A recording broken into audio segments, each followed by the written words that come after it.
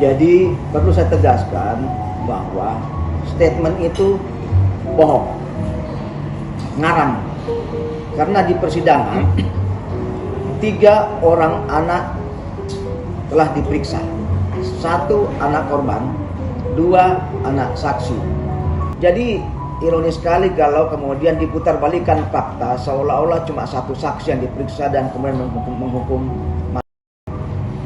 Kalau mau nyatakan bahwa Mansur itu orang baik-baik, saya bisa buktikan bahwa Mansur itu adalah orang sakit. Mansur ini sakit. Kalau tidak sakit ngapain kasih begitu anak-anak? Ada anak-anak yang mau ada kemudian anak-anak yang pakai jilbab, ditarik jilbabnya. Itu fakta sidang loh. Apa yang tegang? Jangan kemudian dibuat framing seolah-olah orang tersolimi.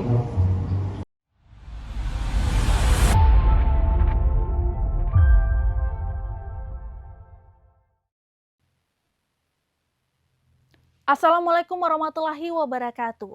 Saat ini Anda menyaksikan Saksi Kata bersama saya, Desi Triana. Kasus pelecehan yang diduga dialami seorang siswi SD di Kota Kendari, Sulawesi Tenggara, kini sampai pada tahap sidang vonis. Terdakwa sang guru sekolah dasar di Kota Kendari divonis hukuman penjara 5 tahun. Sosok terdakwa MA, 54 tahun, divonis penjara usai terbukti melecehkan salah seorang muridnya. Sidang putusan ini berlangsung di Pengadilan Negeri Kendari kelas 1A pada Senin 1 Desember 2025. Dalam amar putusannya, majelis hakim menyatakan MA terbukti bersalah dan menjatuhkan vonis 5 tahun penjara serta denda 1 miliar rupiah. Saat pembacaan vonis disambut isak tangis para guru yang menghadiri dan memberi dukungan terdakwa MA. Sementara penasehat hukum MA, yakni Andre Darmawan, menyatakan pihaknya langsung mengajukan upaya hukum banding. Dan berikut ini rangkuman saksi kata terkait peristiwa yang bermula pada Januari 2025 ini. Kejaksaan Negeri Kendari dan Pengadilan Negeri Kendari.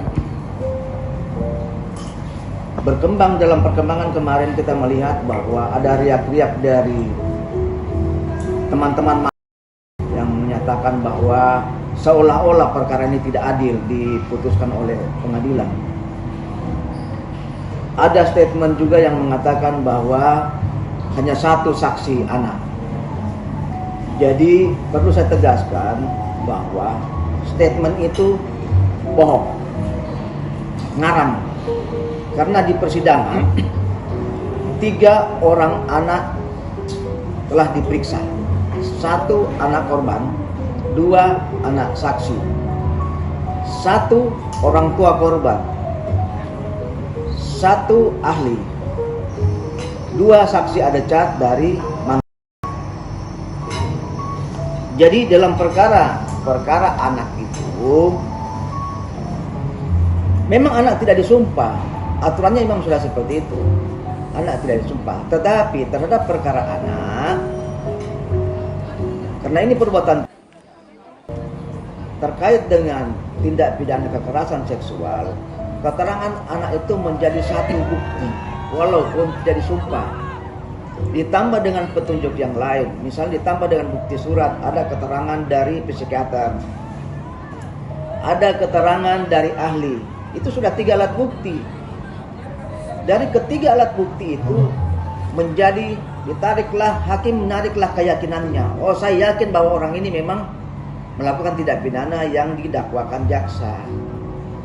Jadi ironis sekali kalau kemudian diputar-balikan fakta seolah-olah cuma 1 saksi yang diperiksa dan kemudian menghukum. Nah, kita lihat di sini. 1 anak sudah jelas bahwa telah dilecehkan pada saat itu. Tetapi anak ini sebenarnya bukan cuma pelecehan di bulan Januari. Di tahun 2024 anak itu sudah dilecehkan, cuma sudah pernah disampaikan ke Mansur, jangan kau berbuat begitu. Tapi apa jawabannya Mansur? Aman bos, saya ini. Terus ada statement seolah-olah perkara ini direkayasa, difitnah. Apa yang difitnah? Siapa Mansur? Apa kepentingan kita terhadap Mansur? Saudara-saudara sekalian, rekan-rekan sekalian, Kalau mau nyatakan bahwa Mansur itu orang baik-baik, saya bisa buktikan bahwa Mansur itu adalah orang sakit. Coba kita lihat ya. Ada WA Mansur terhadap anak ketika dia masih mengajar dia WA seorang anak itu pakai cadar dan itu disuruh buka cadarnya. Logis enggak untuk seorang? Ini juga yang perlu diketahui oleh orang-orang PGRI. Layak enggak seorang ustadz yang seperti ini dia punya bahasa? Buka. Karena khusus terhadap perkara, karena dia selek spesialis. Pahami bagaimana tata cara menyikapi keterangan saksi. Apakah keterangan saksi ini bisa menjadi alat bukti? Bukti apa yang dibutuhkan? Bukti dibutuhkan dengan ada hasil dari psikiater. Ada kemudian elektronik. Berkembang dia, enggak seperti di KUHP lama. Di KUHP lama itu keterangan saksi, pengakuan, keterangan tersangkanya, terdakwanya, bukti surat, ahli. Ini berkembang dia berkembang dengan ada elektronik. Di dalam perkara ini kan ada bukti voice note, bagaimana anak ini ketakutan untuk menghubungi ibunya. Jadi ini perkembangan sudah lama.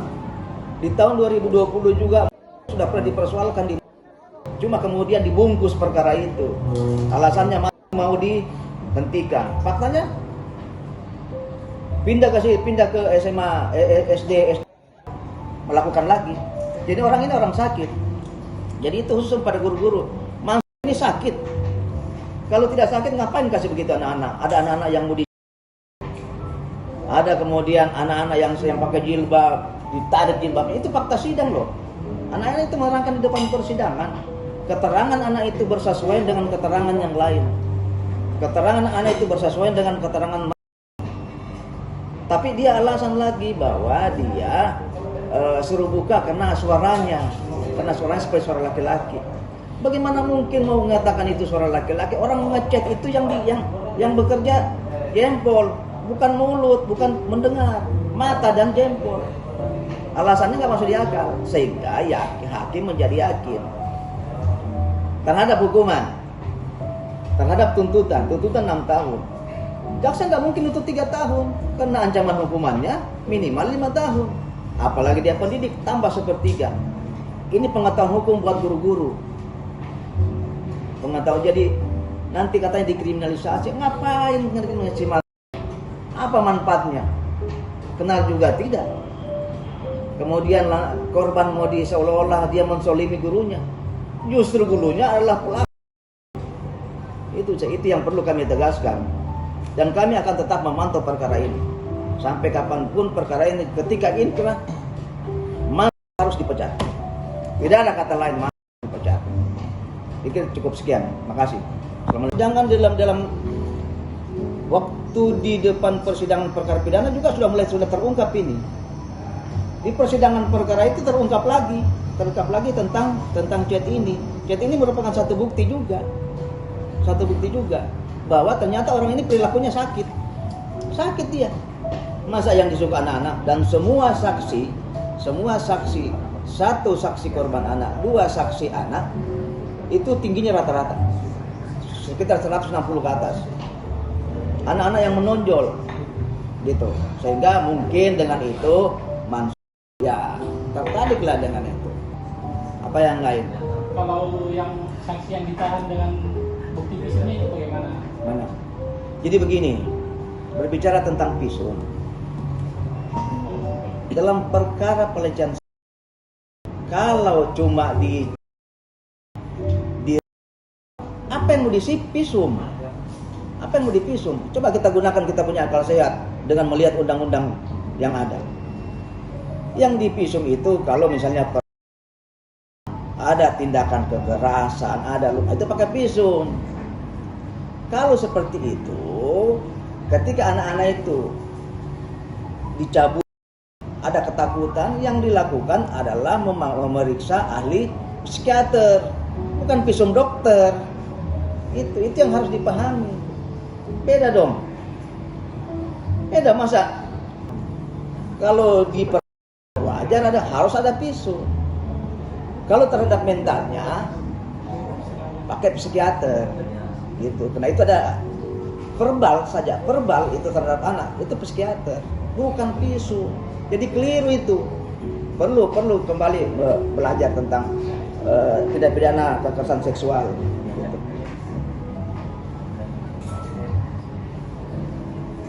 Ada yang lain? Saksi yang dilarang untuk saksi yang ditekan. Begini, kalau saksi yang ditekan itu, siapa yang tekan? Jangan kemudian dibuat framing seolah-olah orang tersolimi. Ketika persidangan itu berlangsung, hakim kan membuka peluang seluas-luasnya kepada terdakwa untuk mengajukan saksi adecak. Kenapa itu tidak dimanfaatkan? Lantas kemudian setelah mau putus ada yang ngomong, kenapa tidak bawa dari awal dari itu? Apa kepentingan kita terhadap saksi itu? Apakah di dalam satu hari itu dia nongkrongi korban bahwa tidak ada masalah? Tidak mungkin. Kalau dia cleaning service, sapu sana, sapu sini, pindah sana, itu tugas dia. Terus bagaimana kalau kemudian anak ini didudukkan di belakang pintu? Bisa nggak dia lihat? Kan tak masuk di akal. Kita pantau terus, gitu. Apalagi dia P3K kan, dia lulus P3K, tidak terlalu sulit untuk kemudian jadi pecat. Supaya sesuai dengan amar perbuatan.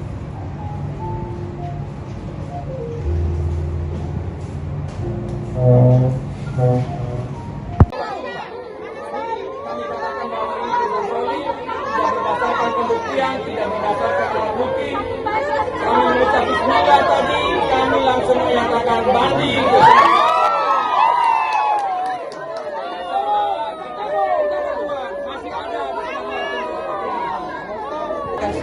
Sudah, kita harus jadi saksi, anak tidak pernah datang. Sini, jadi saksi. Kenapa mau disebut-sebut tidak pernah datang? Yang kita hadirkan tadi tidak dipertimbangkan, padahal dia melihat, padahal ini saksi yang disumpah. Dia cuma mempertimbangkan keterangan saksi anak yang tidak disumpah, itu pun cuma satu keterangan saksi anak saja. Jadi ini luar biasa putusan solim ya, putusan sangat solim, tidak berdasarkan alat bukti sesuai dengan KUHP. Kenapa Mansur?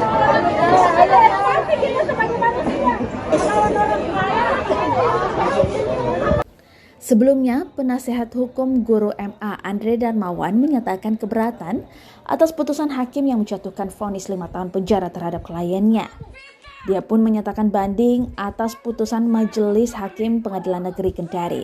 Penasihat hukum selanjutnya meminta Pengadilan Tinggi atau PT agar memeriksa kembali perkara ini. Penasihat hukum juga akan melaporkan jaksa termasuk hakim yang disebutnya memutus perkara tidak sesuai standar peradilan. Diberitakan sebelumnya guru M 54 tahun divonis penjara usai terbukti melecehkan seorang muridnya dalam sidang putusan di Pengadilan Negeri Kendari, Sulawesi Tenggara pada Senin 1 Desember 2025. Dalam amar putusannya, hakim menyatakan MA terbukti bersalah dan menjatuhkan vonis 5 tahun penjara serta denda 1 miliar rupiah. Dalam pertimbangannya, majelis hakim menilai bahwa M telah melakukan perbuatan yang membuat korban anak trauma. Terdakwa sebagai sosok guru tidak memberikan contoh yang baik dan perbuatan yang meresahkan masyarakat. Vonis ini pun sempat disambut riuh rekan-rekan M yang mengenakan batik Persatuan Guru Republik Indonesia. Beberapa di antaranya ikut menangis. Sebelumnya diberitakan guru SD di Kota Kendari nyaris diamuk orang tua murid dan keluarganya Kamis 1 Januari 2025. Mereka mendatangi sekolah untuk mempertanyakan dugaan perlakuan tak senonoh guru MA 54 tahun kepada muridnya. Pasca kejadian tersebut, orang tua murid SS melaporkan guru MA ke Polresta Kendari. Polisi pun menindaklanjutinya dengan melakukan penyelidikan. Di sisi lainnya, sang guru melaporkan SS dan seorang kerabatnya atas dugaan penganiayaan saat mendatangi sekolah yang berujung vonis 4 bulan percobaan di PN Kendari 11 Juli 2025. Sementara kasus pelecehan yang menyeret MA bergulir di pengadilan setelah berkas perkaranya dilimpahkan jaksa. Majelis pun menyatakan M terbukti secara sah dan meyakinkan bersalah melakukan tindak pidana dan menjatuhkan vonis 5 tahun penjara.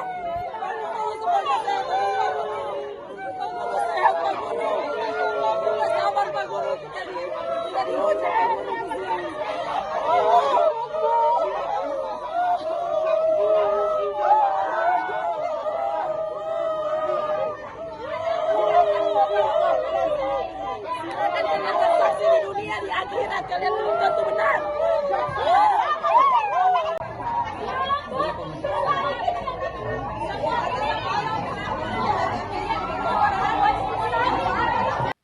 Demikian rangkuman saksi kata, kami akan kembali hadir membahas deretan kasus yang terjadi di Sulawesi Tenggara. Saya Desi Triana pamit undur diri. Assalamualaikum warahmatullahi wabarakatuh.